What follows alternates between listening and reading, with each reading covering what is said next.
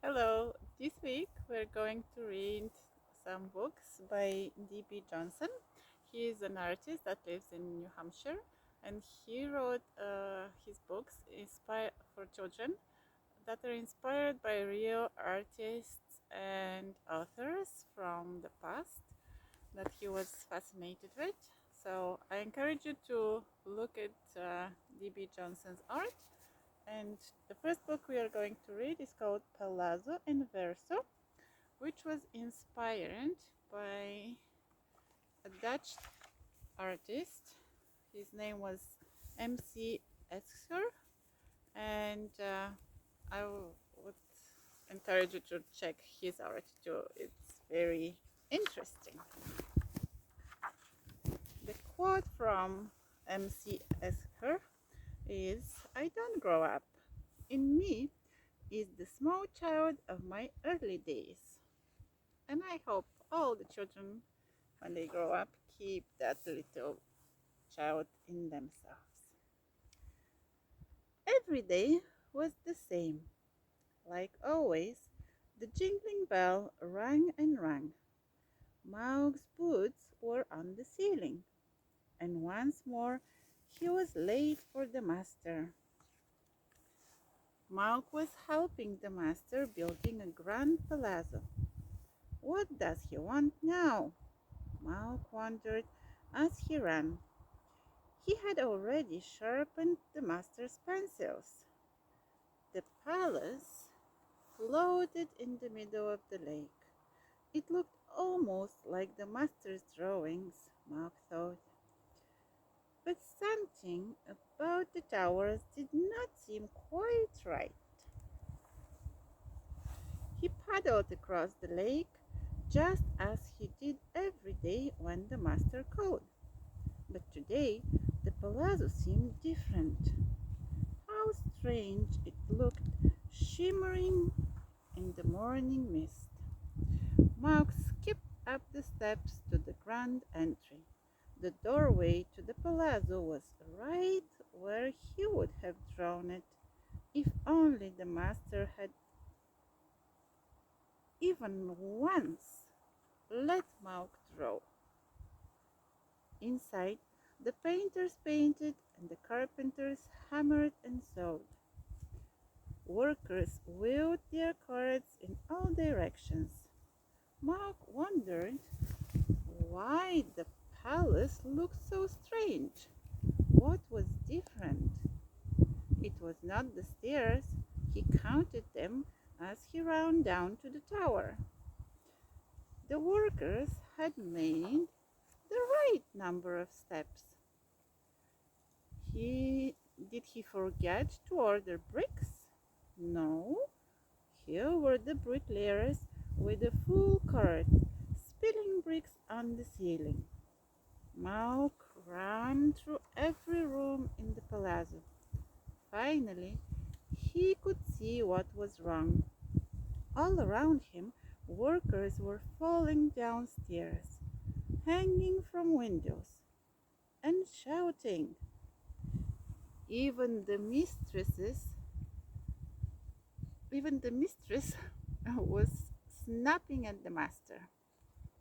"You're tracking mud on the wall," she cried. "Well, you're standing on the ceiling," the master answered. The palazzo was all mixed up. Workers were walking on their hands down the stairs. The water in the fountain was falling up instead of down. Everyone was blaming the master. "This tower is upside down," the mistress said. "No, it's downside up," the master cried. "Let's all look at the drawing," Maug said, climbing in the window.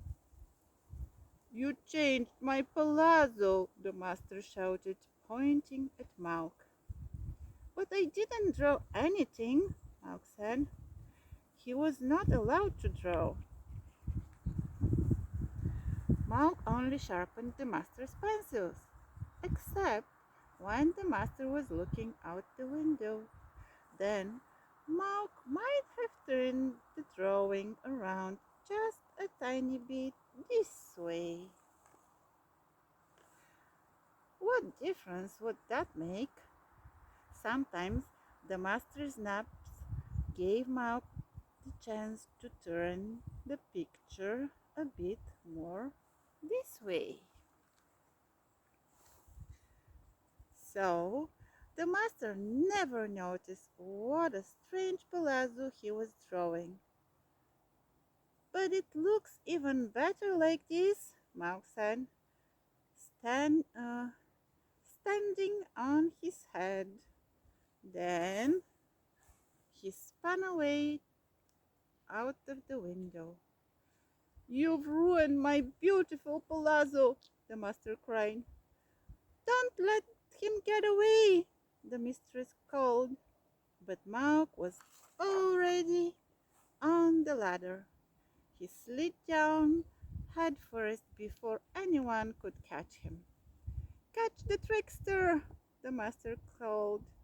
The workers ran in circles and pointed up at Mark, but no one could catch him. The best thing about turning the drawing upside down was that now Mark could run on the ceiling. He liked being upside down. Mark turned here and turned there. He dashed past the carpenters and laughed. "Raise you to the chandelier," he called. From below, the painters were shouting Mark's name, but that did not stop him. He whirled past the workers without touching the floor. Mark knew every staircase. He knew every hallway and every secret passage. "Watch out above you," he called as he jumped over the bricklayer's cart and raced on. Only Mark knew every niche of the upside-down palazzo. He knew every doorway and every window. He knew that the underside of the stairs was the fastest way out. Mark thought the workers were after him. He stopped to look back. They were not chasing him at all. They were cheering him on. Mark saw that even the master was smiling. He spun out the door and cartwheeled down the steps. Everyone loved Mark's Palazzo Inverso. "It's beautiful," he thought, and he paddled away in the fading light. The palazzo was dark. Mark could still hear the workers calling from the tower. Then everything went quiet. The lake was hushed. Mark looked out over the water. The palazzo floating on the lake was perfect. Mark could not tell which was the palace and which was the reflection. Everything seemed strange and mysterious as he ran across the bridge. Birds flew through the water and fish swam in the sky. He raced home through the dark. Mark was tired. He climbed into bed and dropped his boots on the floor. "I hope they're still there in the morning," Mark said. The world was so new and wonderful. It was hard to believe. He had once thought that every day was the same. The end, or the beginning.